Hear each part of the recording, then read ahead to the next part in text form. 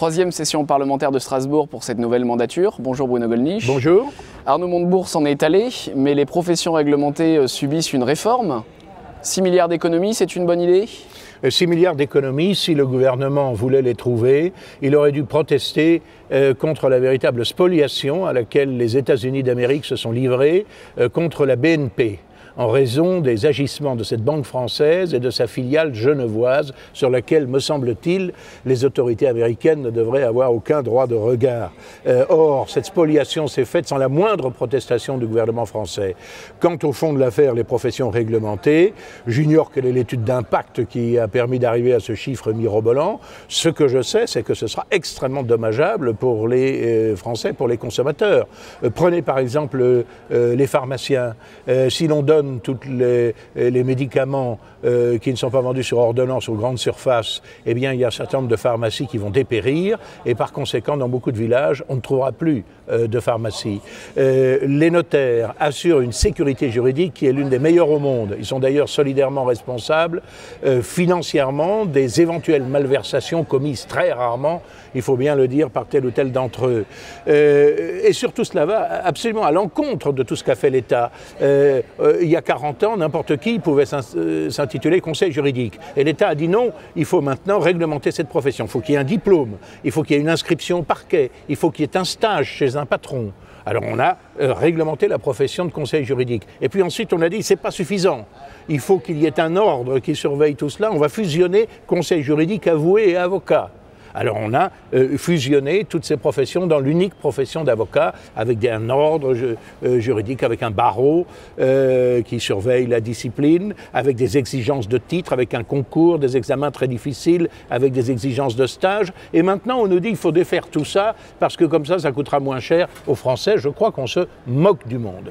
Et alors, avec le départ d'Arnaud Montebourg, c'est le gouvernement Valls 2, rentrée assez cataclysmique pour le Parti socialiste. Est-ce que vous avez lu le livre de Valérie Trierweiler ? Non, je dois dire, non, j'ai lu ce qu'on appelle les bonnes feuilles dans Paris Match, par une curiosité peut-être malsaine.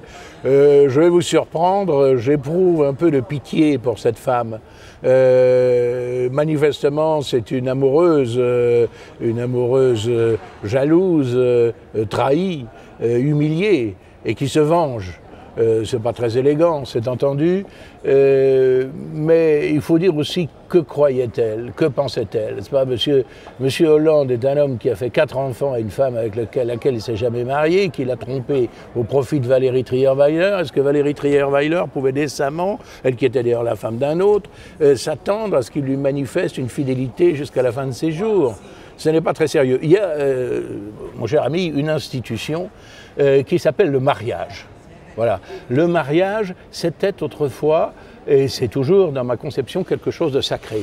C'est-à-dire que l'on posait à deux un acte tout à fait essentiel, fondateur, et par lequel on s'engageait à passer sur les défauts de l'autre, sur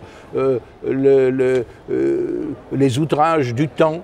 Et on y restait fidèle, pas toujours bien sûr, mais on y restait fidèle aussi par respect de l'institution et de l'engagement que l'on avait pris soi-même.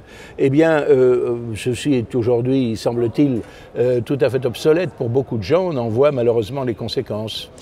Vous avez soutenu la grève des taxis récemment à Paris, on vous a vu à proximité de l'hôpital Necker lors de leur manifestation. Est-ce que vous soutenez également la grève d'Air France ?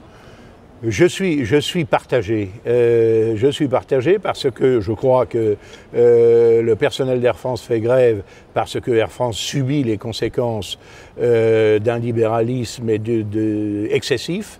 Je crois qu'ils sont vent debout contre la délocalisation des filiales dites à bas coût d'Air France, Transavia.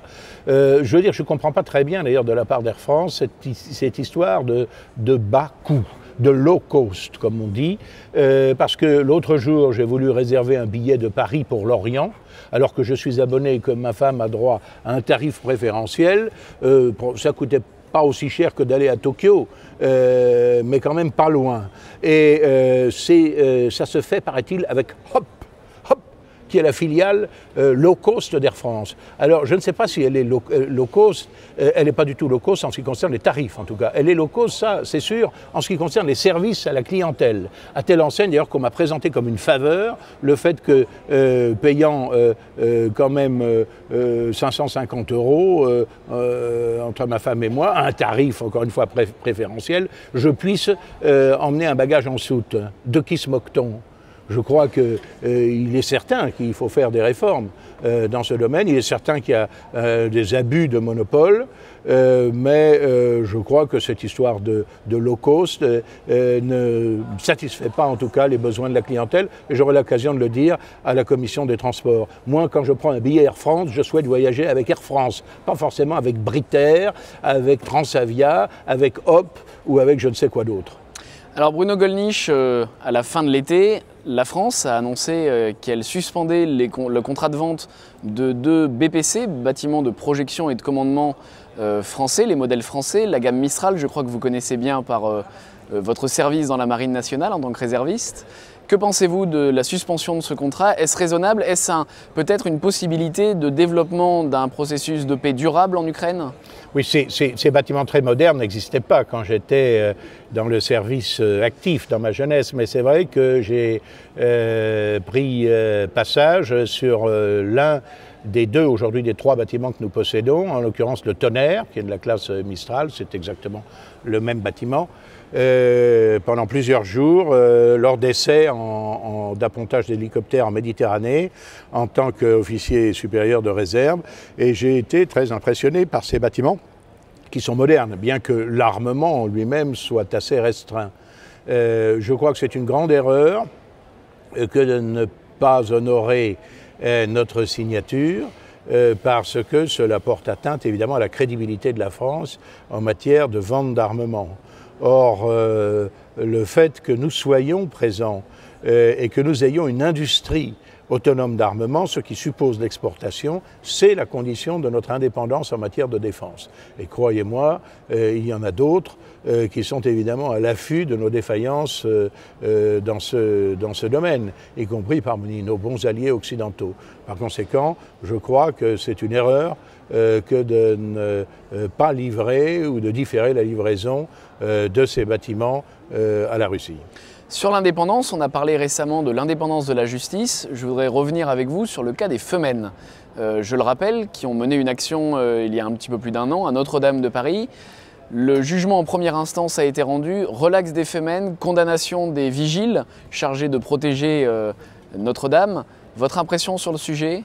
Mon impression, c'est que c'est l'une de ces décisions de justice qui témoigne de la dégradation du système judiciaire, qui témoigne de la véritable inversion des valeurs qui semble exister, je parle vraiment en tant que parlementaire européen, dans l'esprit de certains magistrats. Alors on me dira que je conteste la justice. Oui, je la conteste. Oui, on me dira que c'est sacré, que c'est tabou. Non.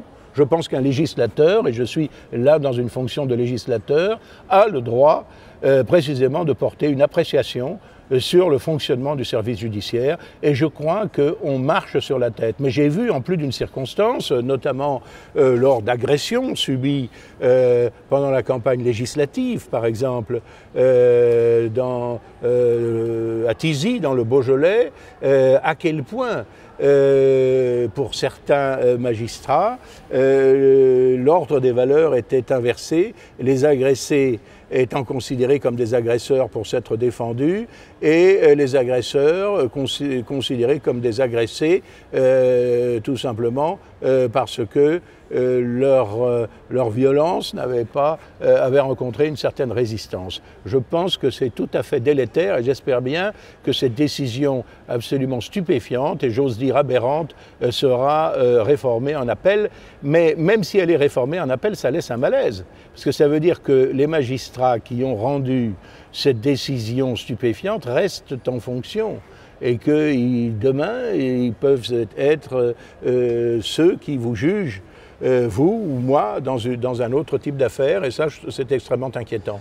Bruno Gollnisch, j'aimerais terminer sur un sondage. On parle beaucoup de l'accession du Front National au pouvoir en France. 65% Oui, des Français... surtout nos adversaires en parlent, n'est-ce pas? Nous aussi, bien sûr, nous y pensons, nous nous y préparons. Mais alors ce sondage, Odoxa, 65% des Français estiment que le Front National est incapable de pratiquer le pouvoir, incapable de diriger le pays. Ça calme un petit peu vos ardeurs? La route est encore longue? Non, je ne crois pas. D'abord, ça prouve qu'il y a 35% qui sont d'un avis contraire, c'est déjà pas mal. Mais une écrasante majorité ne le pense pas. Pour le moment, une majorité, pas spécialement écrasante, ne le pense pas. Dans cette majorité, je pense qu'il y a aussi tous nos adversaires politiques, bien sûr. Je crois que ceux qui pensent cela se trompent. Nous avons depuis très longtemps en réalité, depuis très longtemps, nous avons en notre sein des compétences réelles sur le plan politique, juridique, économique, technique, sanitaire, international, qui surprendront les Français le jour venu. Nous avons toujours eu des experts, des ingénieurs, des chefs d'entreprise, des universitaires, des hauts fonctionnaires, souvent d'ailleurs qui, évidemment pour des raisons professionnelles et craignant à juste titre les persécutions, hésitaient à révéler leur identité. Mais je dois dire que si j'avais demain à proposer à Marine Le Pen la constitution d'un gouvernement, je n'aurais aucune peine à aligner un certain nombre de noms. Je n'ai aucune peine à désigner Valorant de Saint-Just comme possible garde des Sceaux, l'amiral Vaquet comme ministre de la Défense, tel ou tel de nos économistes comme Bernard Monod ou autres aux affaires économiques ou financières, un industriel, un jeune et performant industriel comme Charles Perrault à l'industrie, le docteur Mélin à la santé, que sais-je encore. Ce n'est pas du tout une difficulté. Nous avons surtout pour nous de n'être aucunement responsables des malheurs du pays. Et nous avons, je m'en réjouis maintenant, une expérience politique, une expérience d'élu dans les conseils régionaux. On oublie que nous sommes depuis près de 30 ans dans les conseils régionaux. Où nos dans l'opposition. Dans l'opposition, mais dans une opposition qui est pugnace, perspicace, constructive et qui est techniquement tout à fait performante, mais que l'on fasse expérience. De toute façon, la droite comme la gauche ont totalement échoué. Ils ont totalement trahi leurs électeurs et d'ailleurs ne maîtrisent plus les destinées du pays. Alors, je dis aux Français, arrêtez le zapping. Vous constatez le désastre des socialistes, mais ne vous retournez pas vers l'UMP. L'UMP a été au pouvoir 35 ans au cours du dernier demi-siècle. Comment pouvez-vous, ainsi que le disait Jean-Marie Le Pen, croire un seul instant que ces gens-là feraient demain ce qu'hier ou avant-hier ils n'ont pas pu, pas su ou pas voulu faire? L'avenir répondra. Merci Bruno Gollnisch, je vous laisse repartir en séance. Au revoir.